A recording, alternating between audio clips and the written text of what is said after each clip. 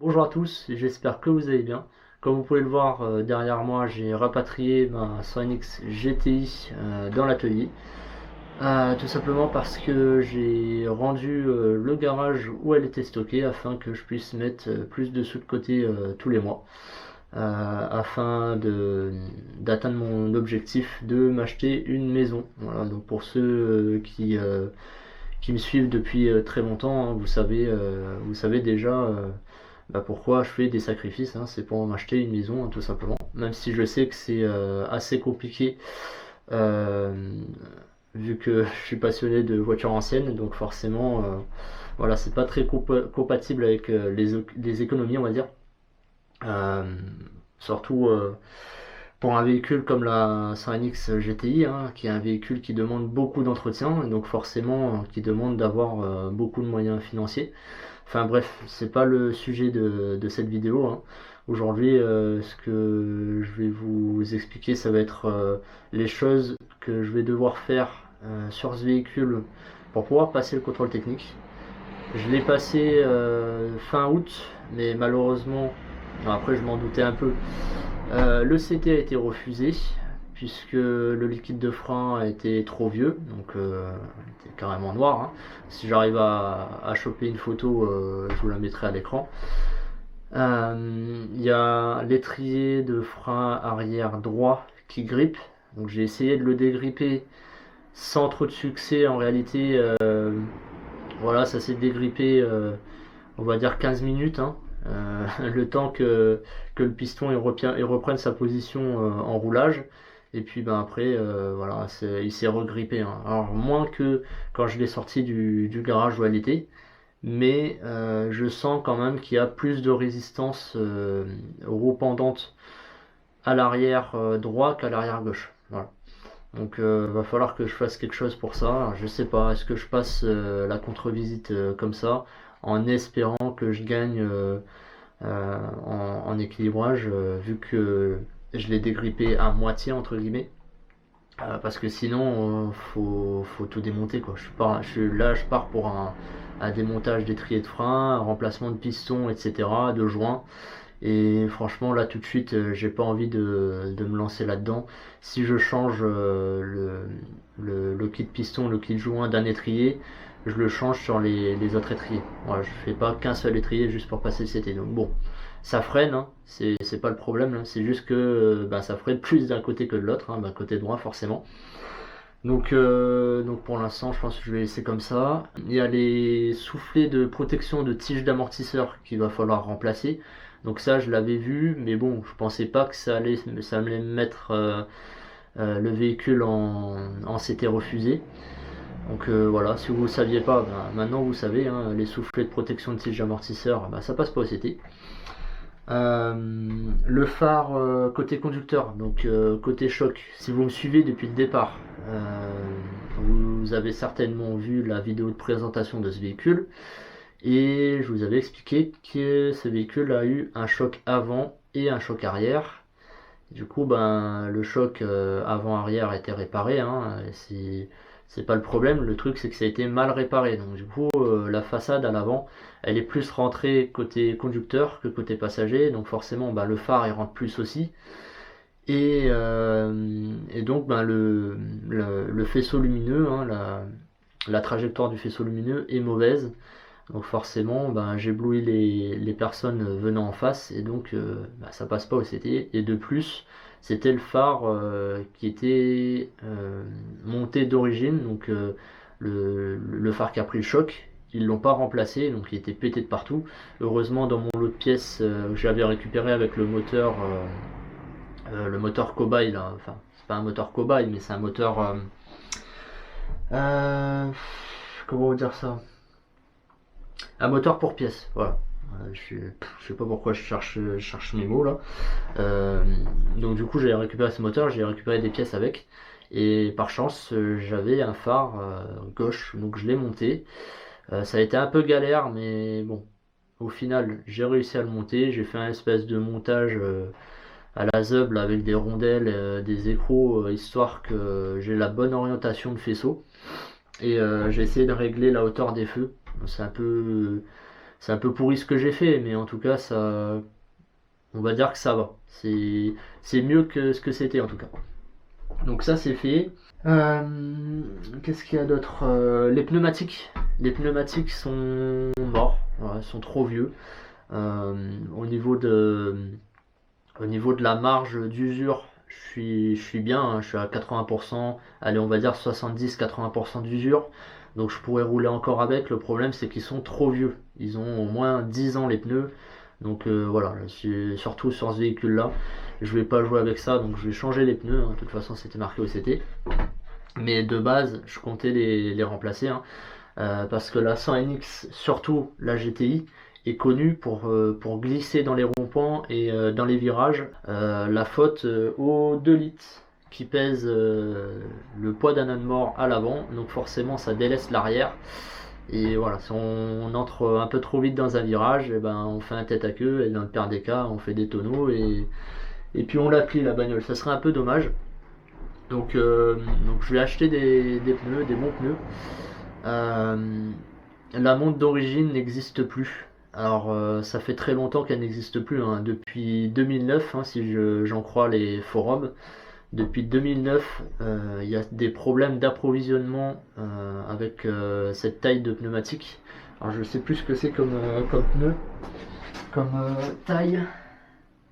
Alors c'est du 195 55 14. Donc 195 55 14, ça n'existe plus. Il n'y a plus personne qui les fait ces pneus. Ou alors peut-être un fabricant que je ne connais pas. Et puis de toute manière, si c'est pas du Michelin ou du Yokohama ou autre, voilà, j'en vois pas l'intérêt, hein. Je vais pas mettre des pneus premier prix là-dessus. Sur la 106 encore, bon, je m'en fiche un peu de la plier, hein. C'est qu'un 1, donc je m'en fiche un peu. Là c'est une NX GTI, ça serait un peu con de la plier. Donc voilà, j'ai pas la monte, réglementaire en tête, mais bon, vous allez dans un contrôle technique et ils vous donneront la monte qui s'adapte et qui est dans les règles pour du 14 pouces, hein. Parce que moi je vais pas changer de jante tout de suite.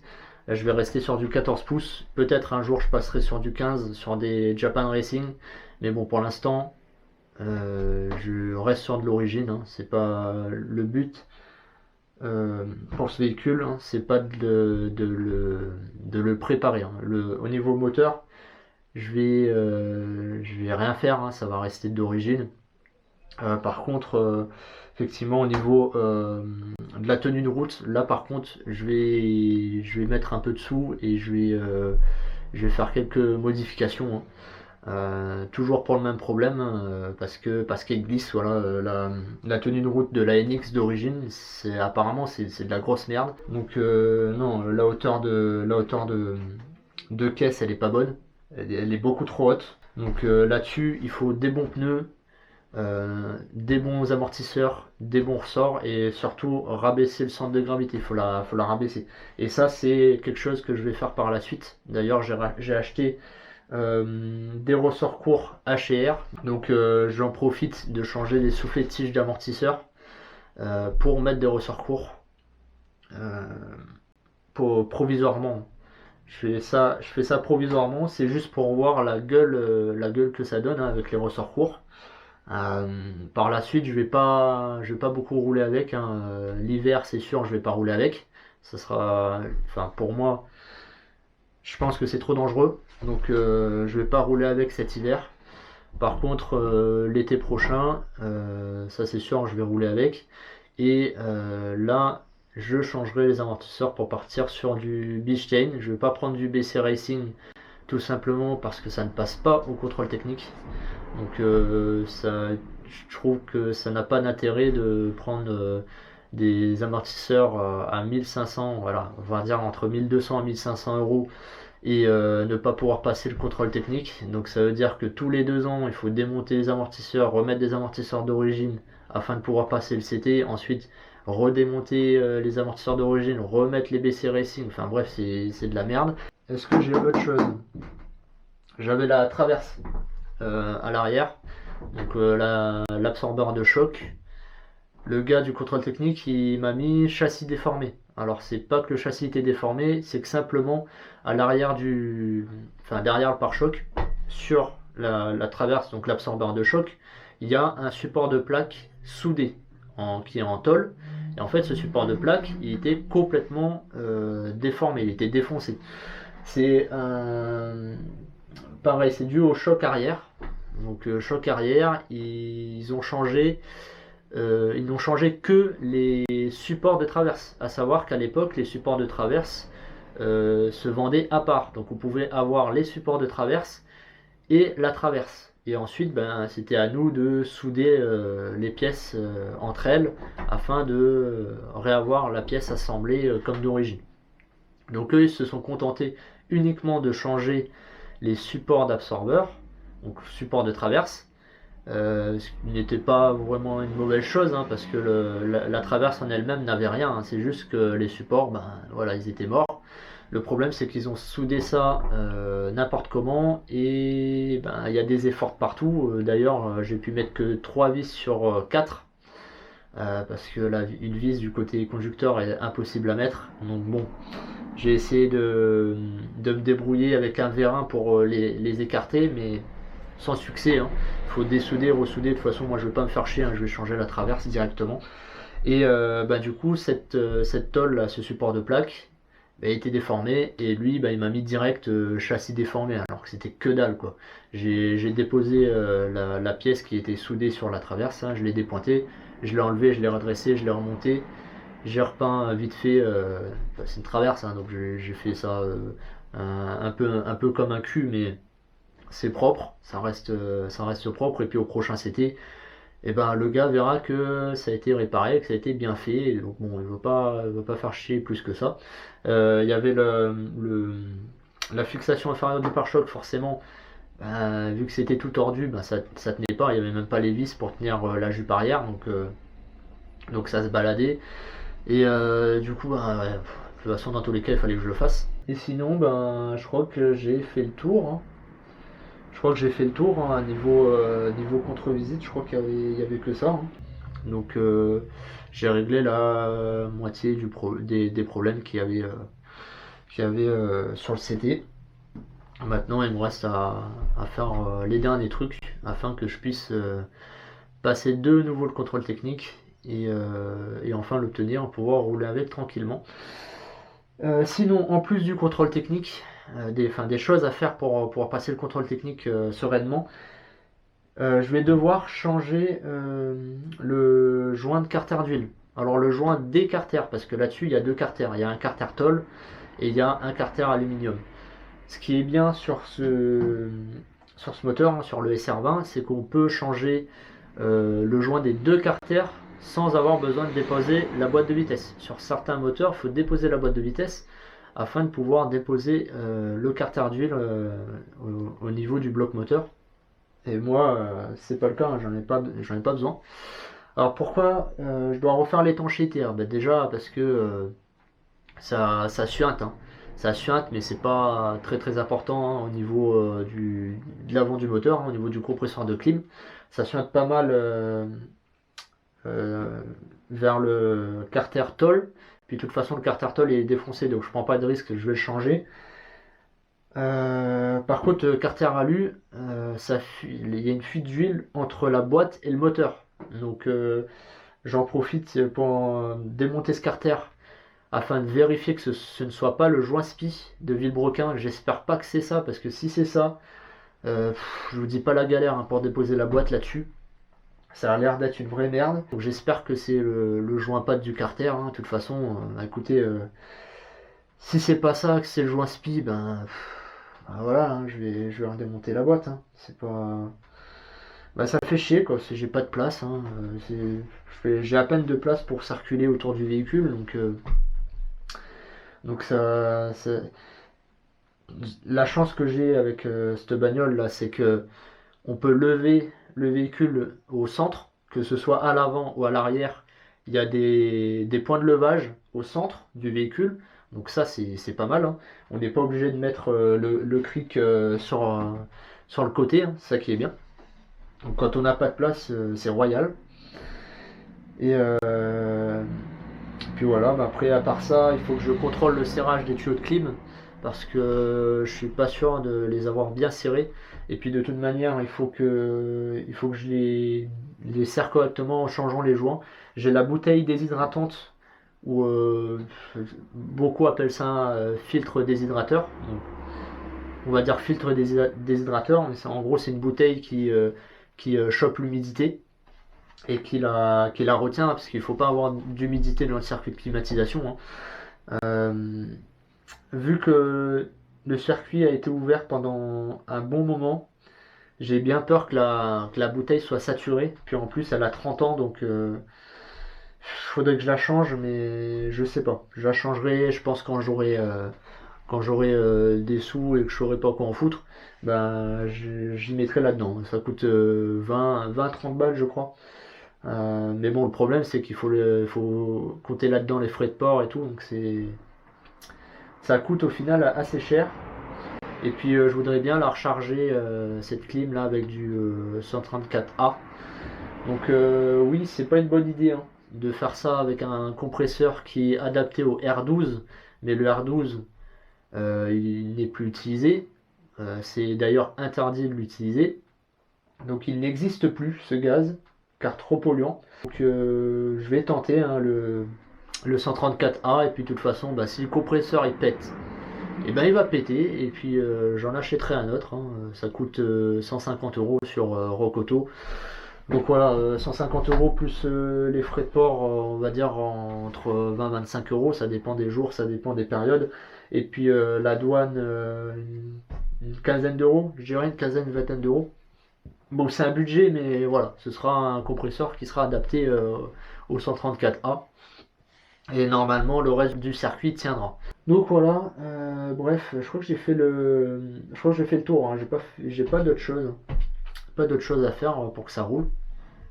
Et pour que ça roule fiable.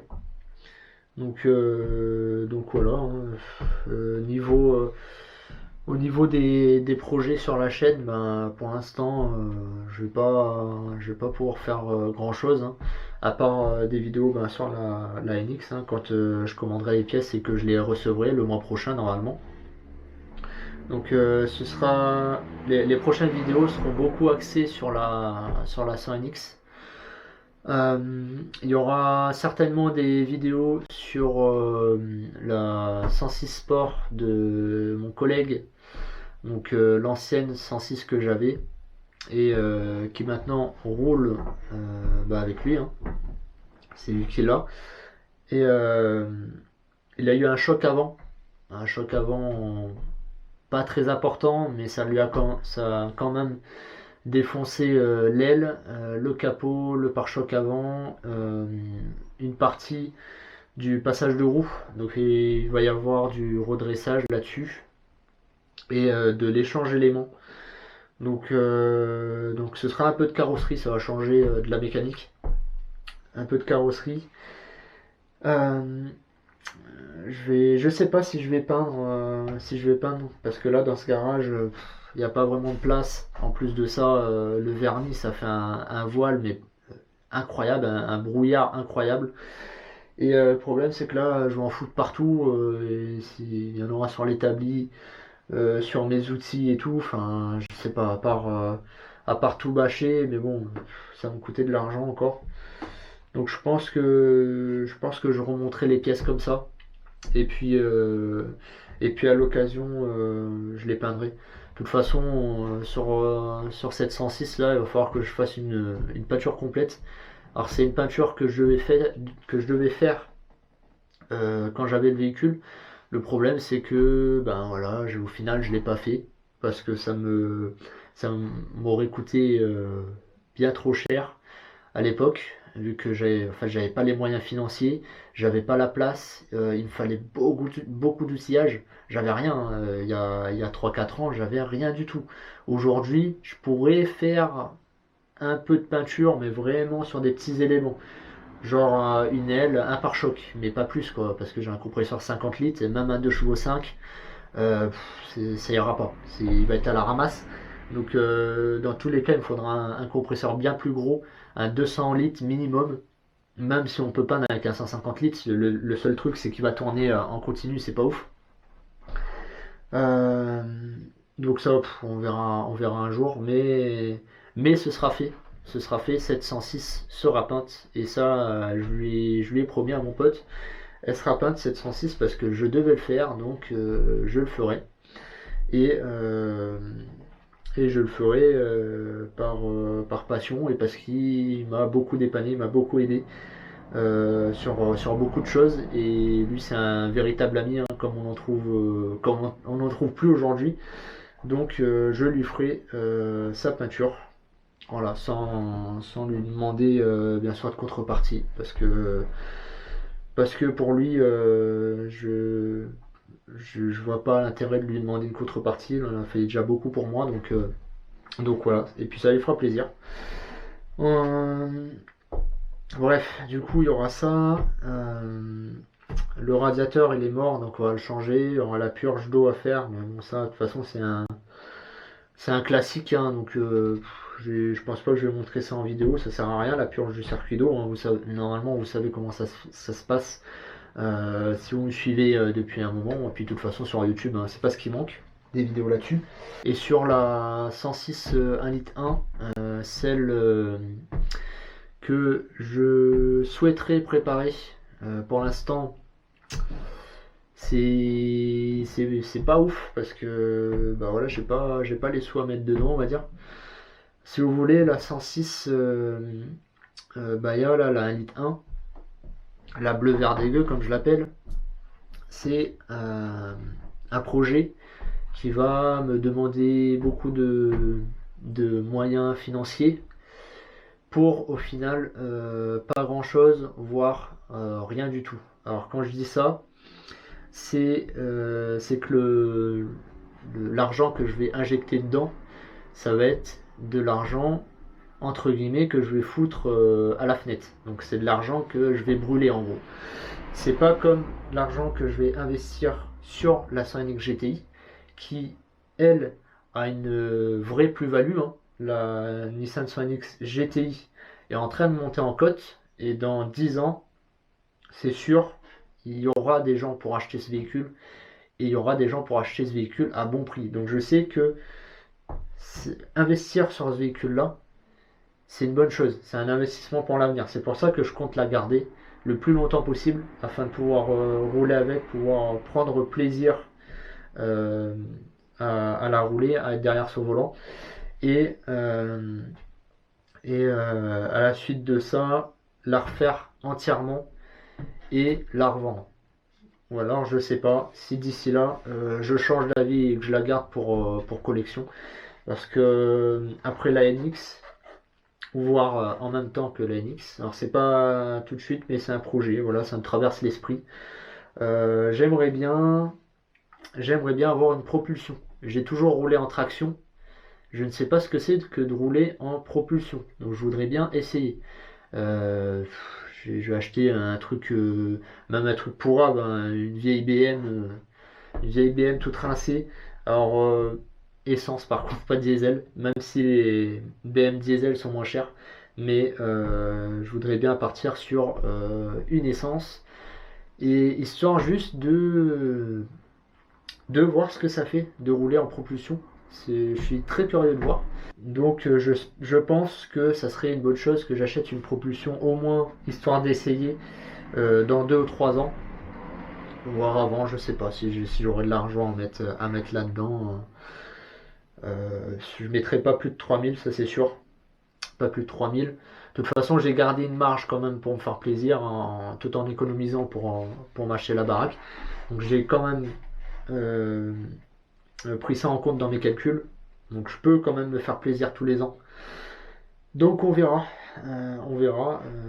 Mais voilà, je voudrais bien expérimenter. Donc, euh, donc voilà, ben la 106, ben la Elite 1, voilà, je sais pas. Je sais pas, je pense que je vais la préparer, mais ouais, peut-être en 2024, je sais, faut voir. Faut voir si j'ai assez de moyens et si j'ai assez économisé afin de pas être emmerdé. De pas être emmerdé et de pouvoir dépenser sans contrainte, on va dire. Même si les dépenses sur cette préparation vont être très contenues, hein. Je vais essayer de mettre le moins de sous possible tout en faisant une préparation la plus fiable possible. Donc oui, voilà, je vais essayer de faire un truc qui tient quand même, qui va pas péter au bout de deux passages au banc, ça serait un peu con. Même si je vais pas mettre des 1000 et des 100 dans ce moteur. Il y a quand même pas mal de petites choses sympathiques à faire sur ce bloc, hein. Donc, donc on verra. On verra. Je pense que je vais vous faire quelques petites vidéos sur la culasse notamment. Oui, je regarde là-bas parce que j'ai... Hop. Je sais pas si je suis dans le champ. Là. Donc j'ai deux arbres à cam. Donc celui-là, c'est l'arbre à cam d'origine, si je dis pas de bêtises. L'arbre à cam de 1,1 litre. Je l'ai déposé et par chance, dans mon lot de pièces, j'ai trouvé ceci. Donc un arbre à cam de 1,4 litre, 75 chevaux. Et deuxième coup de chance, les paliers ici, c'est la bonne taille, c'est le bon diamètre. Ce qu'il faut savoir sur les TU, sur les culasses, vous avez deux types de culasses. Les culasses gros paliers, donc cette version-là, d'arbre à cam, et les culasses petits paliers, avec des arbres à cam, bah forcément avec des petits paliers. Et là, malheureusement, bah, c'est pas compatible. Mais du coup, bah, j'ai eu la chance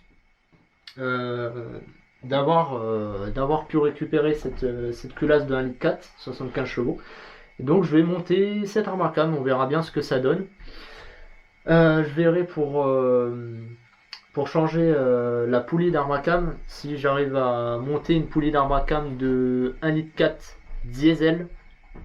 Donc ça peut se monter apparemment. Je verrai bien si ça se monte. De toute façon, ça coûte pas bien cher.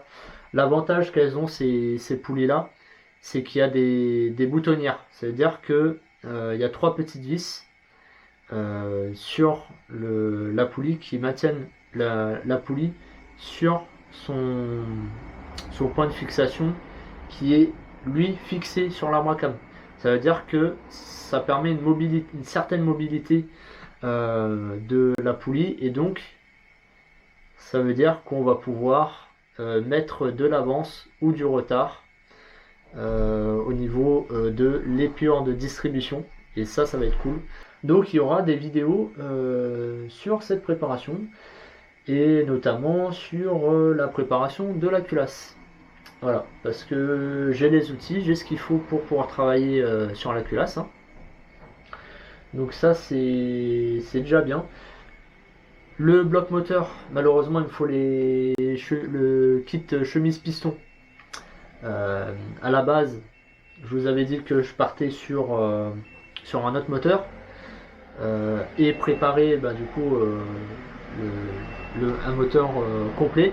Le problème c'est que les bielles sur les TU, les bielles, l'axe de piston est fixe par rapport à la bielle. Et en fait, c'est le piston qui a du mouvement. La bielle, l'axe, lui, il est carrément soudé à la bielle.